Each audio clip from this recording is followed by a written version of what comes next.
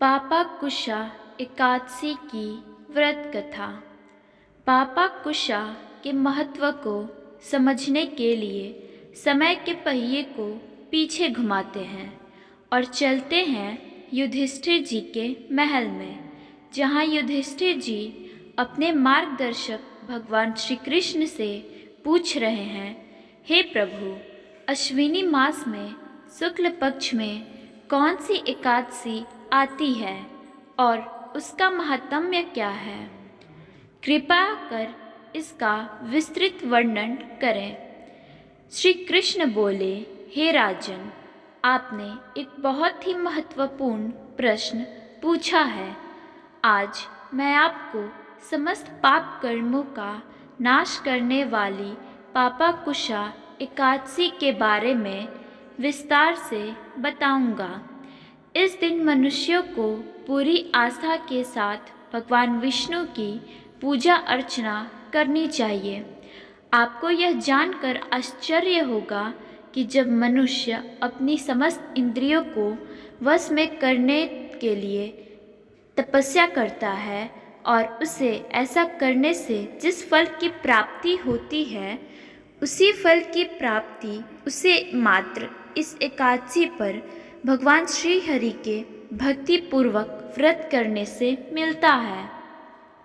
आगे पापा कुशा व्रत की महिमा की व्याख्या करने के लिए श्री कृष्ण जी ने एक रोचक कथा का वाचन किया। किसी समय में विंध्य पर्वत पर एक क्रूर और निर्दयी बहेलिया रहता था। वह पशु पक्षियों की निर्मम रूप से हत्या करता और उसमें दया और करुणा जैसी कोई भावना नहीं थी। उसकी बर्बरता यहीं तक सीमित नहीं थी। उसे पशुओं को चोट कर पहुंचाकर सुख की अनुभूति होती थी और इस प्रकार उसने अपना सारा जीवन हिंसा, लूटपाट और पाप कर्मों में बिताया। इस प्रकार अधर्म के मार्ग पर चलते हुए उसका पूरा जीवन पापों के दलदल में डूबा हुआ था। लेकिन भाग्य का खेल देखिए, इतने अधर्मी व्यक्ति को भी अपने अंतिम समय में अपने पापों का एहसास हुआ। जब यमराज के दूत उसे यह बताने आए कि उसकी मृत्यु पास है और अपनी मृत्यु के पश्चात वह नरक में कष्ट भोगेगा, यह सुनकर उसके पांव तले जमीन खिसक गई। और नरक की प्रताड़ना से तो हर किसी को बेहद डर लगता है। इसके पश्चात वह अपने पापों से मुक्ति का मार्ग खोजने लगा। अपनी खोज में वह अंगिरा ऋषि के आश्रम में पहुंच गया और उनके चरणों में गिरकर कहने लगा, हे मुनिवर, मैंने अपना सारा जीवन केवल अधर्म के मार्ग पर चलकर बिताया है।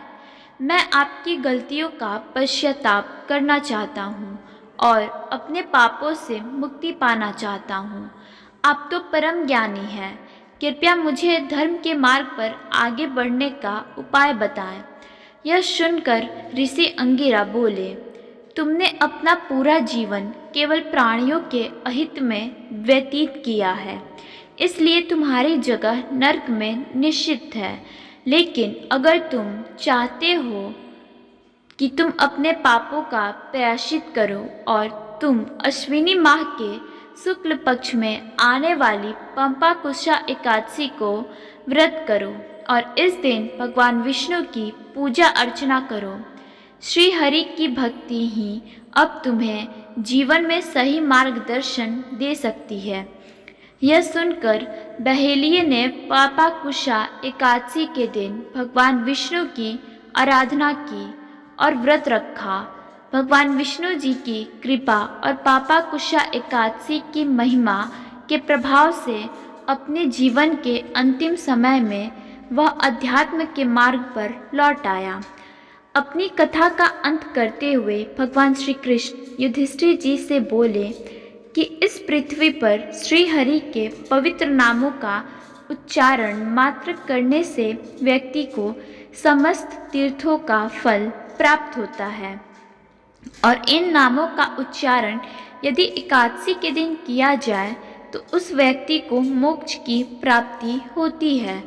इसलिए मनुष्यों को पापों से मुक्ति और मोक्ष की प्राप्ति के लिए इस व्रत को अवश्य करना चाहिए। राधे राधे, धन्यवाद।